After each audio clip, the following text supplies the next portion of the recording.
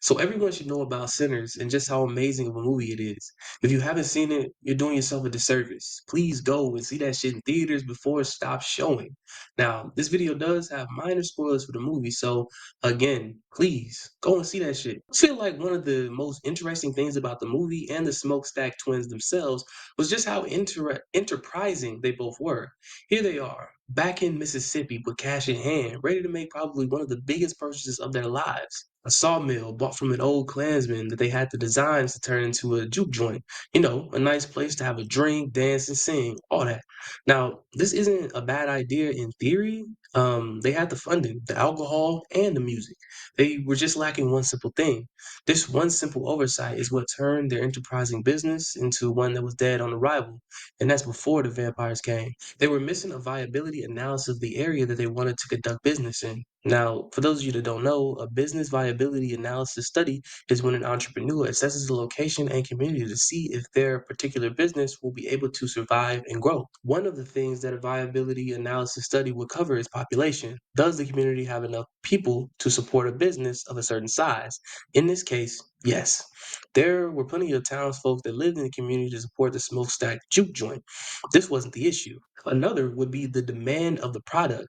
Are there any other juke joints in town that would be in competition? Is there anything about your particular spot that makes the demand higher to the consumer? In this case, the smokestack juke joint definitely had competition, yes, but what set them aside in their market was that there was no juke joint specifically for black people slash people that were not white. So the demand would definitely be there, and we can see that demand with how packed the opening night was. Plus, the music was busting. Now, the last thing, and this is where they fucked up, was the income level of the community. Is this a low income community? What is the average household income within this community? Do the people have the money to pay for your services? In this case, no, they didn't. You see, the people that lived in the town in the movie worked on plantations. They were either hired on as cotton pickers or presumably sharecroppers. Not only that, but the town in which they lived was most likely owned by the company that paid them their salaries as well. The evidence that supports this is that most of the people in town were paying with company coupons. These were a kind of private currency given to workers by the company that they work for in lieu of legal government tender.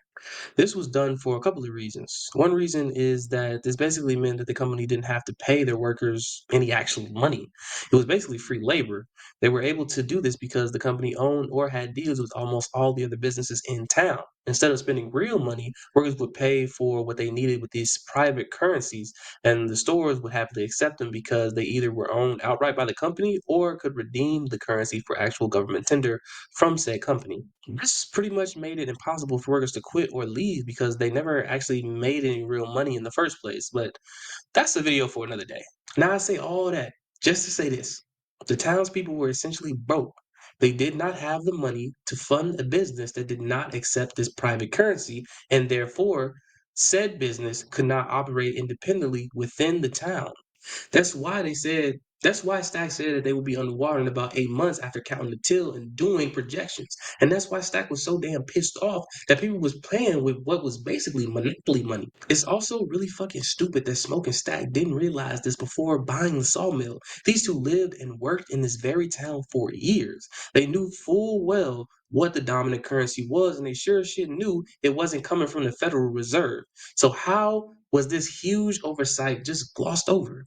I guess we'll never know. Maybe chalk it up to them both searching for a freedom that they would never find. Maybe they were just hell bent on being businessmen and wanted to see their dreams come to fruition. Maybe they were just shit at being businessmen and should have just stuck to robbing niggas. I don't know. What I do know is that once I saw this private currency being traded at the juke joint, it piqued my interest in the validity and realism that the movie presents to us. And I figured I'd talk about it on my channel. But let me know what you think in the comments, though. Do you think the smokestack juke joint would have made it if the vampires never came? Me, I'm not so sure. But who knows?